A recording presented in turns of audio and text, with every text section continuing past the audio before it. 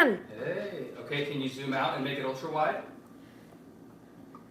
No, I can't. Okay. No, but I still have everybody except for Tommy in view. Alright, So hey, just move all that stuff. you guys ready? Can you see the You ready? backdrops and stuff? Nope. Perfect. Alright, Yes. what? You're not ready? Yes, I just Alright, need Max more. has one copy. I just need one. Oh. Alright, welcome to the afternoon discussion. This is the Trinity School. Before we get started, well, first of all, this is the first day of our winter term, year one of what we're doing here. If you're not familiar with the Trinity School, basically, we think that school is broken as people are doing it, and we're trying something totally new. And this is part of that. We are just a few students and myself starting the school from scratch and using a bunch of research-supported methods, not just including technology, but high-quality discussions. And we study just the essentials. We read books and write about them. We do math. We have Science Fridays. And we learn Spanish. We were going to learn Latin, but nobody speaks Latin, and Spanish is pretty close. So Spanish seems pretty useful, too. My name is Luke Zedwick. This is our school, and I wanted to announce something really quick. So we are in Oregon. I know there are people who follow my YouTube channel from several countries: Spain, Mexico, Indonesia, Japan. But here in Oregon, we are coming up on a governor's election, and we've had a Democrat Party governor for, I don't know, decades in Oregon. But it seems lately, with all the crazy political upheaval, that there's a chance a Republican could win. And there's one Republican candidate here in Oregon who seems to be the front runner, at least at the moment, though it's tricky to tell because we're still pretty early. His name is Stan Pulliam. And he is going to come to this live stream discussion on Thursday, what is that, the 13th? So, in a week and a half from today. Yeah. So, stay tuned for that. Hope you can be part of that discussion. These guys are going to be in that video too, with Stan, asking him questions. So, one of the things maybe I could ask you guys right now is, what would you want to ask somebody, or maybe tell somebody, who might become the governor of Oregon? How do politics even work? Ooh, how does politics work? That's a big question. That was Tommy, by the way. He's hiding over there. And this is Lily. We've got Jude and Max and Charlie. Charlie and Tommy are behind the screen, helping in that way. Politics, in America, politics is generally around two main parties, right? And the parties just means like a club. It's a group of people who say, we agree most of the time, and so we're going to work together. And so one of those parties, the older one, is called the Democrat Party. It's been around a long time. And then the other one is called the Republican Party. And they're pretty well named, in my view, because if you believe in democracy as a concept, it means every person has a vote, right? And so the idea of democracy is that the majority rules. So if the majority of the people want something, even if that thing might harm a minority of people, in democracy, the majority wins. In a republic, it's less about the individual votes of the people, and it's more about the representatives. So in a republic, you would elect someone to represent you who would go and make the laws and make the decisions about your country. What can you think of in America, knowing what you know? Is it America a democracy or a republic? Republic. Yeah. It is a republic, yeah. But it has a democratic aspects to it. So in its original form, You elect your officials based on democracy. we elect people to the legislature, we elect people to become president, but then they make the rules and the laws. So those elections, we actually have more democracy now than when America was founded. So the founders didn't even allow people, the citizens, to vote for president. The legislators in the states voted for the president. Yeah. But so now that has changed. A couple other things have changed too. Like originally, whoever won the presidential election became president. Whoever was second place became vice president. Right. But if you did it that way now, you would have a vice president who was opposed, totally against everything the president was doing. They just undermine everything they did. And the goal of that, in the founders' view, and I think it's a good goal, is that you have to represent everybody. You have to represent both sides, even within the government. Whereas right now, and it's happening more and more because our politics is getting more and more extreme, is that one president, for example, or governor in our conversation, right? One governor gets into office and does a bunch of things that are very supported by the most motivated part of their party, right? So the most motivated people are often in the most disagreement with the other side. That's what motivates them, is their disagreement. So then you get a president or a governor from the other side of this political spectrum, and they change everything. And now suddenly everything's changing every time there's a new president, which has been happening a lot. So between Bush and then Obama and then Trump and now Biden, policies, I mean, in my view, or in my experience in education, the policies are shifting more every time there's a new president. So the schools don't know what to do, or they get new rules every time there's a new president, which is unstable and therefore not a great way to build something like a system of schools. Every new president, they disagree, they can undermine everything going before they did.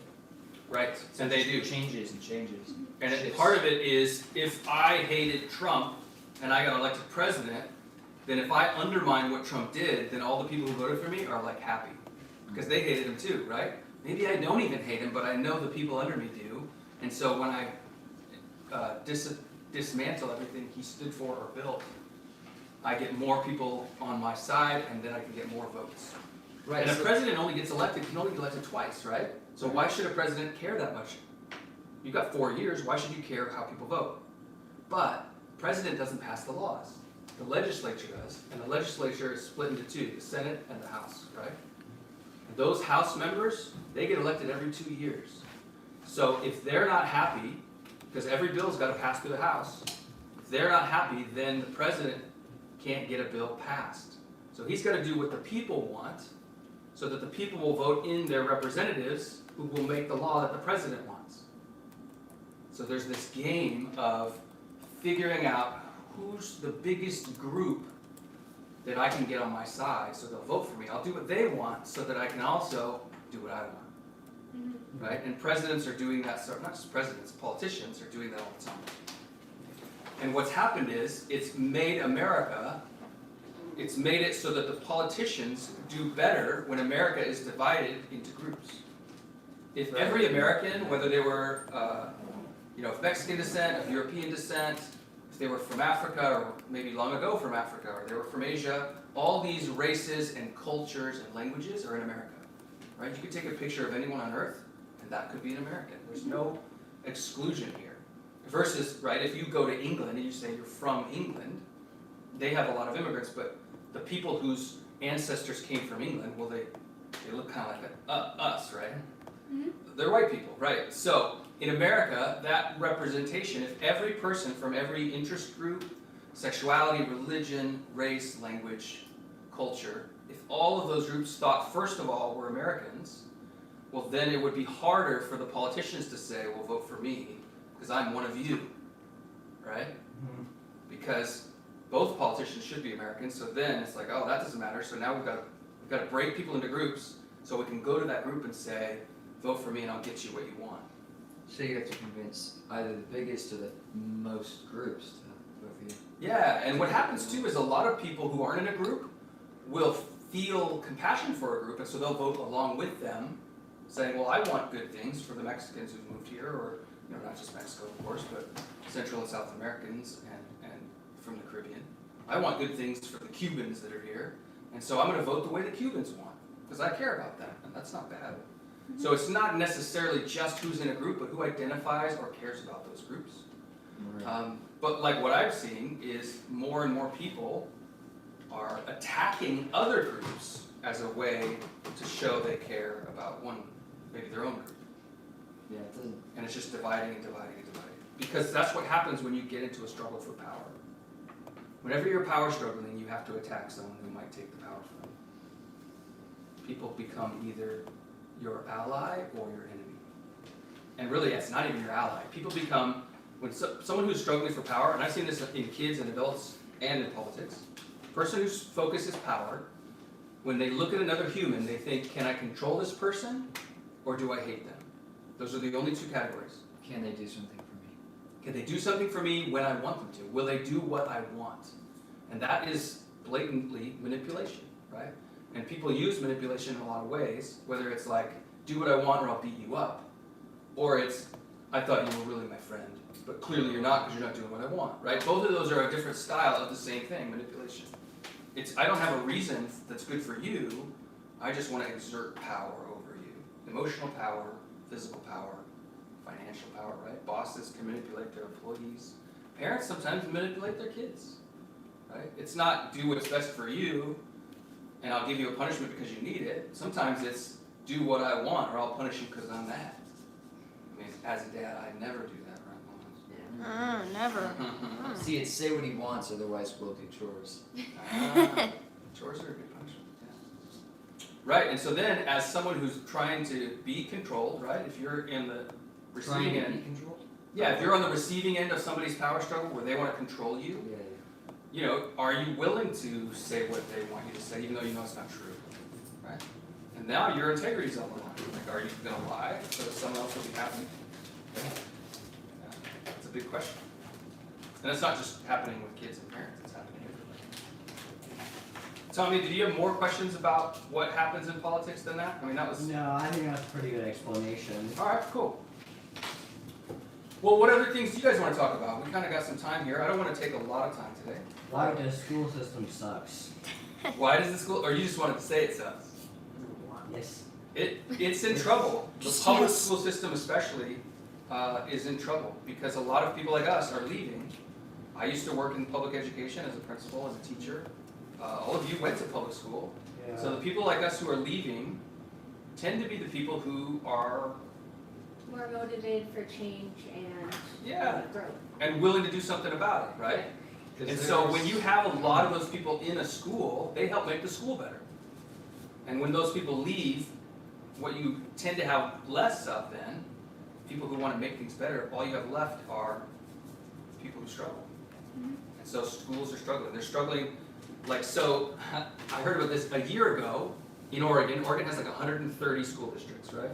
Right. Every year, about 15 of those districts hire a superintendent, which is the head of the district. This year, it's double that. Why So do you there's a think that shortage of superintendents. Part of it is because things are getting so crazy and political, right? Because a lot of the Republicans and Democrats, especially Republicans this time, have put people onto school boards because school boards became political.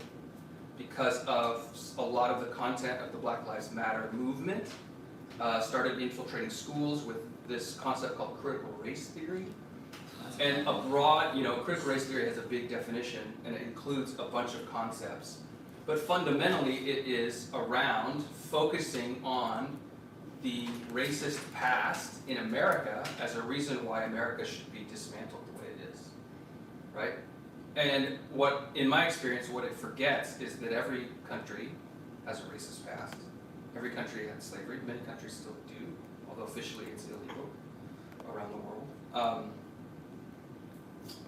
And so if you just focus on the negatives for the past, well, a great example, there's an author whose name is Ibram Kendi, who's a proponent of these concepts of racial, he would say justice, right? I would disagree with his definition of justice.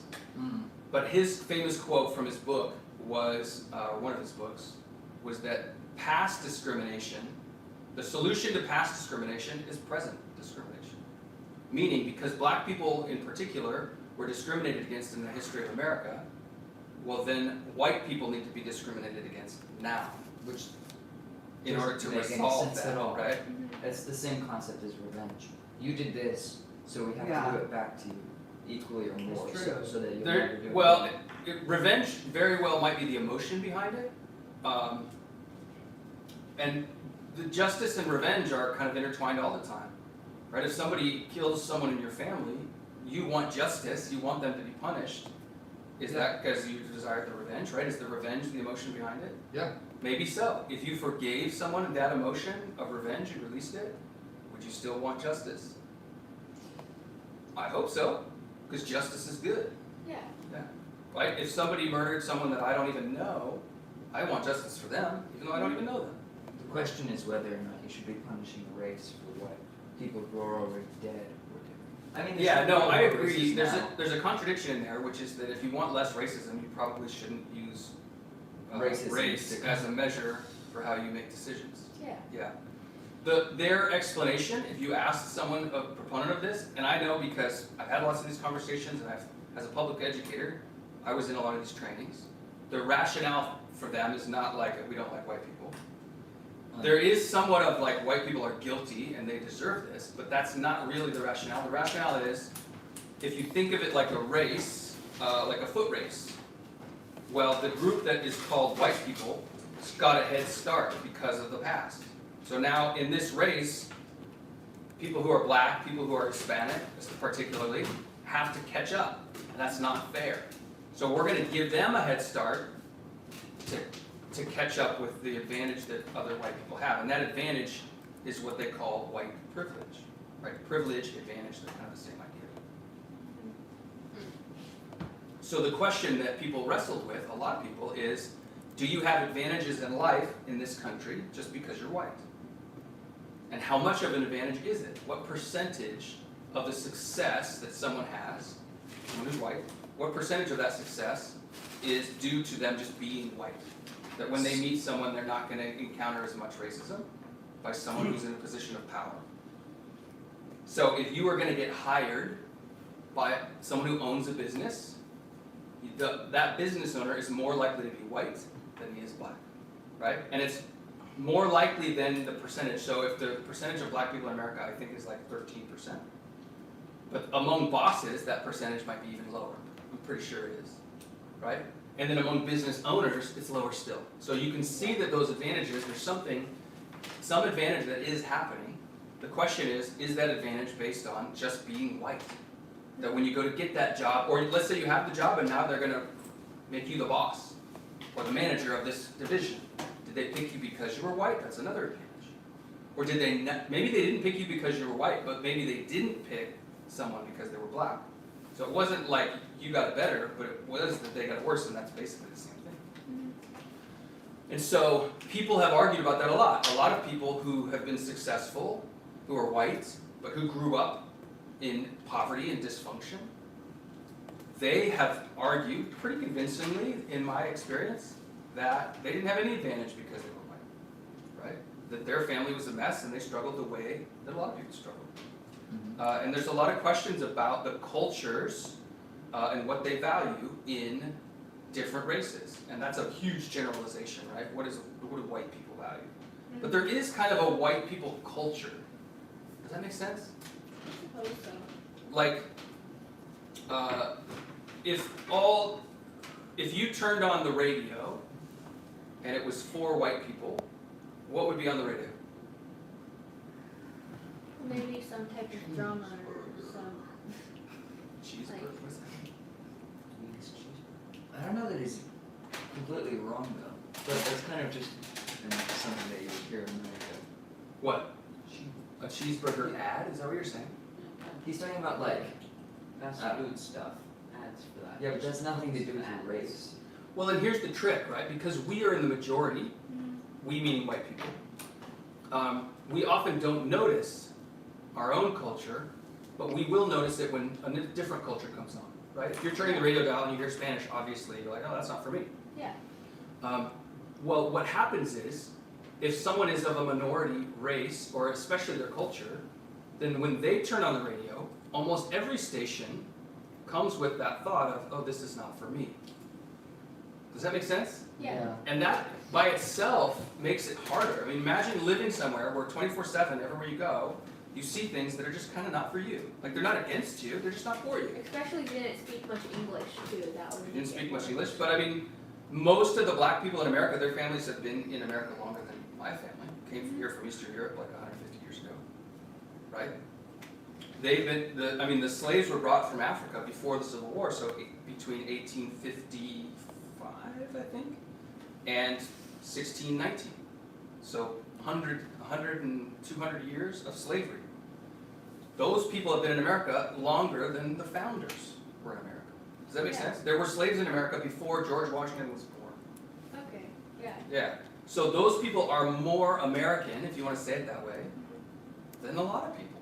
A lot of white people. Yeah. But the trick is, if I looked at someone who just moved here from Latvia, or someone whose parents came over on the Mayflower, or ancestors, I might look at the two people and not know the difference. But if I saw someone whose ancestors came here from Africa, I would know, right? So there's not like a, oh, you fit among us automatically because you kind of look like us, and all you have to do is put the clothes on that we wear, and now you're in, right? Maybe you don't have an accent, so you're fine. So all of that complexity is getting like battled over right now in America. And the people who tend to be winning in public schools, because this is about public school, right? The people who are winning, and so in the conferences that I've been part of in education, the people who tell the story of this is what America's about, tend to be very focused on punishing with present discrimination white majority culture in America, because it's their fault that the struggles that have existed in the other communities, that they exist, right? So what are those struggles? Like black men, it's something like 1 in 3 black men will go to prison at some point in their life. They just might like group together in places that might have like higher crime rates, or maybe some black people end up being poor, so then maybe Poverty rates are significant, right? Something like 75% of kids, black kids who are born in America, their parents aren't married or together. So they grow up generally, that's 3 out of 4. And that's a huge disadvantage. Like research shows, when you have an emotionally engaged father in particular in your life growing up, you will make more money, you will be happier in school, you'll be better able to control your emotions, you will have a better marriage when you grow up, you'll have a better career, you'll go to a better college. Like everything that you would say is success is easier for someone who has a highly engaged father. Just that by itself, right? And so you add that up in a community like the black community and you say, okay, why is it so high there? And what the story that's coming into schools is it's high there because of racism. Because white people are against black people, or have at least kept them out of the advantages that they should have had. And there's real stories of that happening in history in America not that long ago, right? I mean, even the Civil War, when slavery ended, was like when my grandpa's grandpa was a kid. Like that's not that long ago, yeah. right? I mean, it may seem that way to us. We're not that It old. feels like forever, yeah, right. Well, and that's the thing. When you're a kid, 1 year feels like a huge amount of time. As an adult, a year is like, I could give it a year. I'll try that out. Yeah. It's like a month. Yeah, and when you're like grandpa's age, it's even faster. Yeah, because like when you're, for example, 15, like another year of your life is like a 15th of your life. When you're like 40 or something, then it's only like 1/40th of your life. So Right. it doesn't really seem as big of a deal. Yeah, that's This right. one's less important, Mm-hmm. or less. Well, and the people I've known, the people who were really old when I was a kid, right, and I've heard their stories, that reaches all the way back to like 1900. Whereas for you guys, your grandparents probably reaches back to 1950, 1960s. And so it's like even the people you know don't reach back as far. And that continues to grow. So what's happening in schools? You've got way more fighting. You've got superintendents you can't find. You've actually got teacher shortages all over the place because tons of teachers are People like, are walking out. they're walking out. They're like, I'm not going to wear a mask all the time. I'm not going to make these kids wear a mask. Because it's not just racism, it's also COVID and all the craziness that's come from that. There's mandates for vaccines, so businesses all over the place are short of employees because when they said, well, we have to make you get a vaccine, Biden told us to, well, a ton of people said, well, I'm not going to do it. So they quit. And a lot of those people aren't going back to get other jobs because like Mom and me, we're starting our own businesses. So now you've got all these jobs empty. And so that's going to make the economy struggle. So that things are ripe for change in politics and in education. So What's the goal of these discussions? these Is there discussions, any particular topic, or is it like... not at the moment. I mean, I want to talk about anything, really. I mean, this is really a part of the book's curriculum. And the topics, like what are the topics the books might be about? You read 12 Rules for Life. That was like psychology. Max, you're reading The Two Towers. No, you're reading The Fellowship of the Ring. I'm reading Two Towers. I'm reading. No, Lord of the wait, Rings, The Fellowship of the Ring. That's the first book. And then it's Two Towers, and then it's Return of the King. Right? So, I mean, there's no genre to any of that. So these discussions can be kind of extension of whatever ideas we're struggling with. What would be cool is to bring the books you're reading into this discussion and say, I was reading A Tale of Two Cities, and I was really talking about the French Revolution, and I was thinking about how that compares to the American Revolution.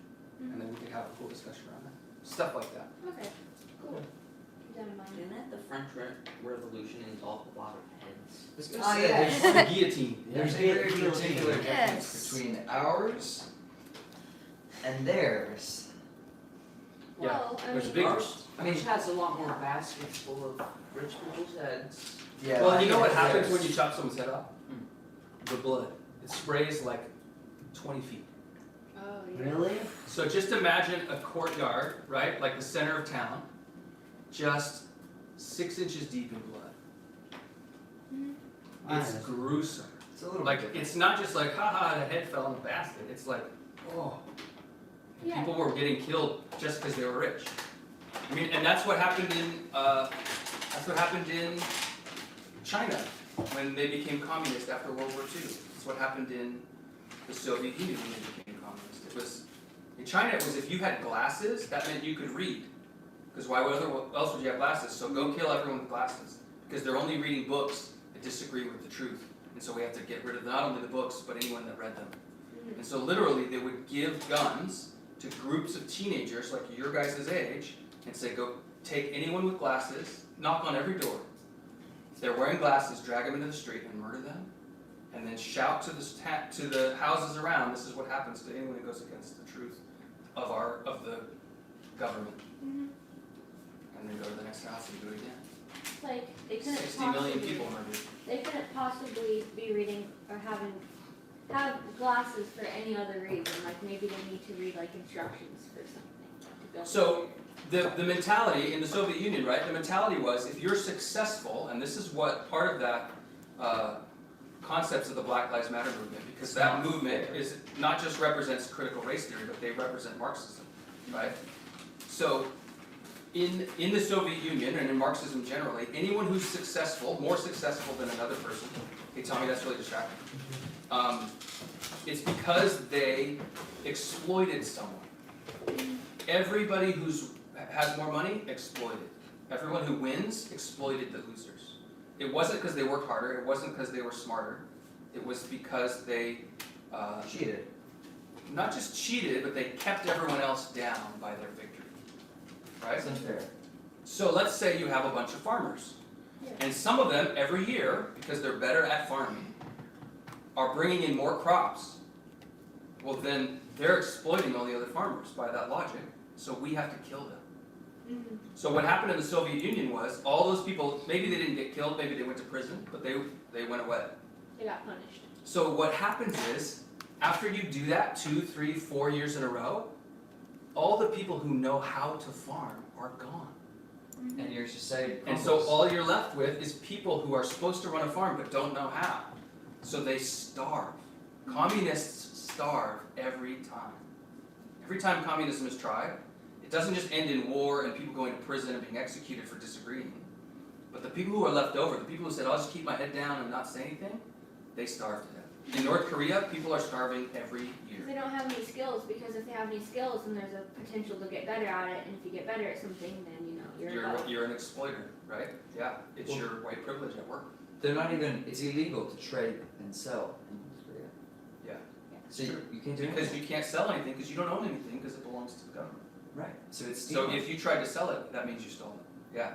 So you, Well, and so that's partly like when you ask someone what's the evidence for things like white privilege, right? Their answer is, well, if you look at the average income of white people compared to black people, it's higher. so they must have stolen. Therefore, they must have stolen it, Mhm. right? Exactly. So that's And still what adds to Cheated that? somehow. Now, what adds to that is a real history of actual race-based theft. Mhm. Do you follow that? Yeah, racism is not, it's real. Racism is real. The history of racism is real. People are still racist now. Mhm. So it's not saying none of that happened or existed. And so part of the reason for that advantage in just wealth, if you just measure wealth, part of that advantage is racism, the racist past, right? The question is how much? How much of that advantage? Mhm. And how much of it comes from, like we talked about, if 3/4 of, well, it's something like half of all kids born in America now are born to parents that are married. So the number of kids that are going to have that same disadvantage now, it's expanding. My understanding is, and I could be wrong, my understanding is that in the black community it's the worst, but Hispanic communities struggle, and then white people struggle all the more. And all of them are going up. In other words, the number of kids who are growing up without a dad is increasing dramatically. And for the most part, the reason is people are rejecting the concept of religion, which is the motivation to stay married when you're angry at your spouse. Or the motivation to get married, right, and to not have kids. That morality comes from God. And if you just say, well, I'm my own God and I do what I want, well, your most base desires, like I want to have sex now, so I'm going to. And now there's a baby. Uh-oh. Right? And so now I want to kill that baby. I want that baby to die, so it's not a problem, right? So abortion becomes more common. But what's happening now is even the very fundamentals of like how to fall in love, how to care about someone, are breaking. Like the number of people who are in long-term relationships is going down because they get their needs met through their physical needs met through porn. They get their emotional needs met on the video games, right, or on the social media, and it's just like real people interacting in a real space is complicated and takes too much patience. effort. Well, it's not just effort. It is effort, but it's also this anxiety that people feel of like, what if they don't like me? What if they knew who I really am? You're just finding easier shortcuts. Which is a huge Yeah. thing in social media, because you can, or like even texting, you have time to just think through whatever you want to say. It's not. There's no it's- pressure. It's not Yeah, live, it's. Yeah, you do whatever so you want. You can just ignore them. You don't have to say anything. You can just leave when you get uncomfortable. when I was a kid, right, if I wanted to call a girl, I had to sit there at home and like, okay, I gotta pick up this phone, I gotta dial her number, and then whatever happens after that, I have no control over, right? And so what happens now, and what's really common is, people consider it rude to call them if you haven't texted first to say, hey, can I give you a call? Because you're putting that Pressure pressure on them to have to actually talk, yeah. which is just a normal human activity. Yeah. Yeah. But we just. They want the it's ability so to say no. unaccustomed What to way? it. Right. Had all these It other has to ways. be voluntary, otherwise it's rude. All right, what did you have on your list? What do you want to talk about? I mean, it's true. These are very random, but I said, if when they make Mars habitable, would you live there? Like, what would it be like? How many people would dedicate their entire rest of their lives to live They're there? living in Mars, yeah. So I was That's- just reading a book I started on about atheism, and one of the things they were talking about is evidence for creation, right? And a bunch of the evidence, this whole section of the book by Eric Metaxas called "Is Atheism Dead?" It's all about the scientific evidence for God being a part of everything, right? And one of the things they said is that the size of the Earth and the weight, what is it? Not the weight. The size of the Earth, the size of the Moon, its distance from the Earth, the distance we are from the Sun, all of those things have to be like down to less than 1% accuracy of exactly how they are, or life couldn't live here. So, because I always thought, oh, you could just do some science to Mars and eventually you could live there, but you Yeah. can't. It's not big enough. So the size of Mars and the size of the Earth, its exact size, creates a large enough or a magnetic field around the Earth, right? It protects us from the sun. It protects us from the sun and keeps our atmosphere on.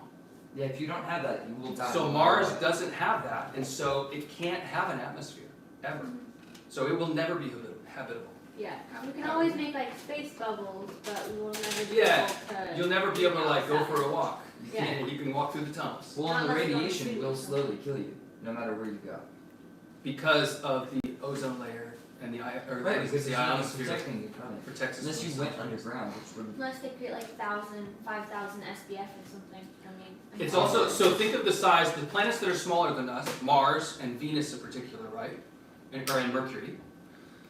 The ones that are close to the sun like we are, none of them have atmospheres because they're smaller. The ones that are bigger, Jupiter and Saturn, they have a huge atmosphere. Does that cause the windstorms and stuff and like crazy weather because they have large atmospheres? It may, I know Jupiter has crazy weather, Yeah. but what it also does is the atmosphere is so big that the sun can't get through. Oh yeah. So then you can't live down there either. Well, and then the distance you are from the sun, there's this area around your star. It's called a habitable zone, where you have enough heat for life to survive. Right. Those are way outside there. Yeah. Good. So there's Pretty all these sedentary different looking aspects that make it so that, people talk about, well, there's billions of galaxies and billions of stars in every galaxy, and there must be billions then of planets, and so some of those planets must be able to have life. But the number of different ways that Earth is unique Yeah. makes it almost impossible for any other planet in the universe to be able to have life. Mm-hmm. Which I didn't know that until I was reading this book. Somehow Earth has like everything checked off for us to have life on it, but it has to be like really specific. Yeah, and even the forces of gravity, how strong it is, can't change at all. Exactly. Or the amount of strength that holds the atoms together. If it was too strong, then nothing, you wouldn't be able to have air to breathe, because air is mostly these really light atoms like hydrogen and Right, it oxygen. would become liquid. It would become the heavier elements. If you know what I mean. On the periodic table, the lower you get on the periodic table, have you ever looked at it? So it Yeah. would be air. The in atoms are bigger and bigger. Yeah. Yeah, so if you increase the force that holds together the nucleus, it's called the strong force, then what would happen is That's ironic. all of the hydrogen and helium, all these light atoms, would just clump together and become the heavier elements.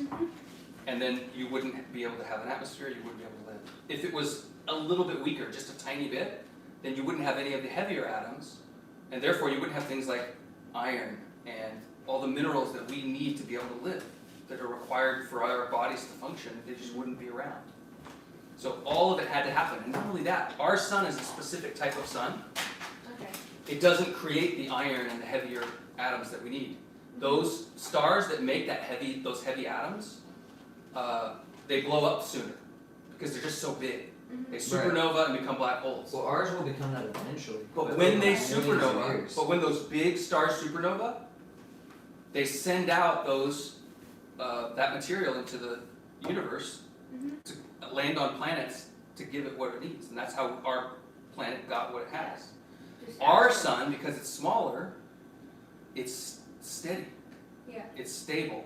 It doesn't get brighter and dimmer. It doesn't blow up, right? Mhm. So we have just the right star, but we also needed just the right other stars for all this stuff to be on Earth, to be able to develop the way it did. So the other stars that blew up, they sent kind of like asteroids to Earth, maybe, and then that's how we got the mineral content? When a star explodes, I think, I don't know that it's asteroids. No. Because a star isn't made of rocks. I mean, maybe it is. It's burning, right? Everything's No, melting. So I can tell you There's no how it solids.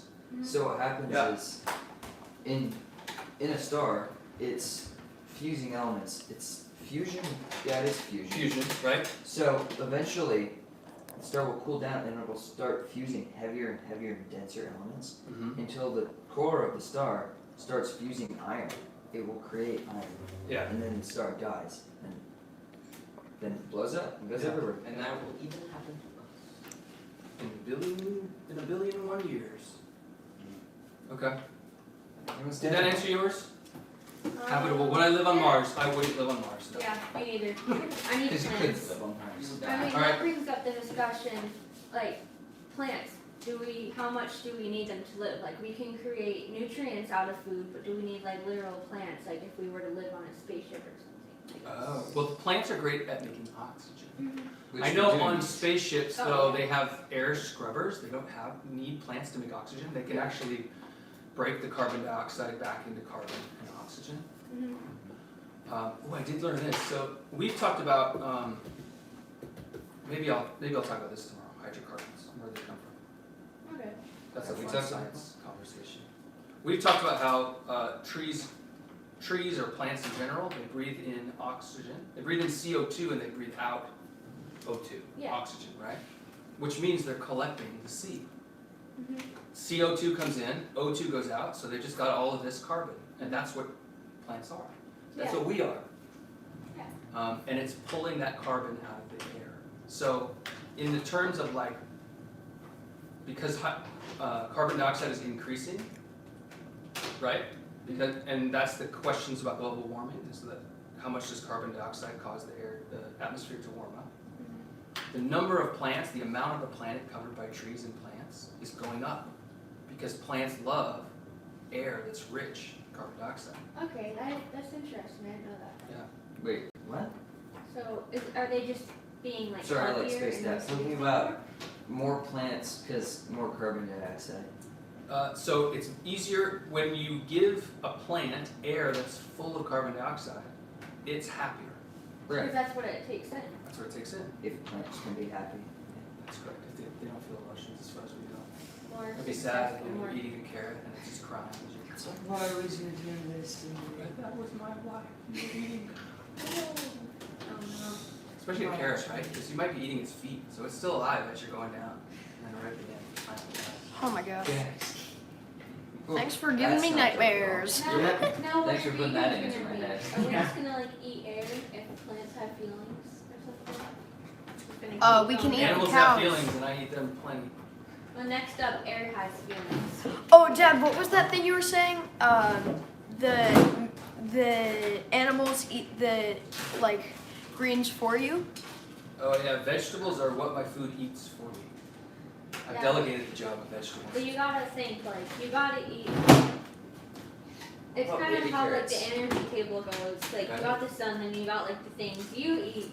So then when you eat that thing that was eating plants, then you only get a fraction of that energy, like energy conservation. So that's maybe why we need to eat plants so that we still get enough of that nutrients, because the ratios would be out of balance. Like you would be getting more of like the protein content or something rather than like the vegetables you eat. Well, there's energy is measured in kilocalories, right? Or we can call them calories for short. But the nutrients are separate. So plants do have a lot of nutrients, but calorie density, like meat, has a lot more calories per amount, that you know, per bite, than if you're eating broccoli or something. Yeah. Here's a thought. Yeah. What's the likelihood that we would actually be top of the food chain? Like, say there's another Earth, right? Right. Okay. Squirrels could rule the world. That's true.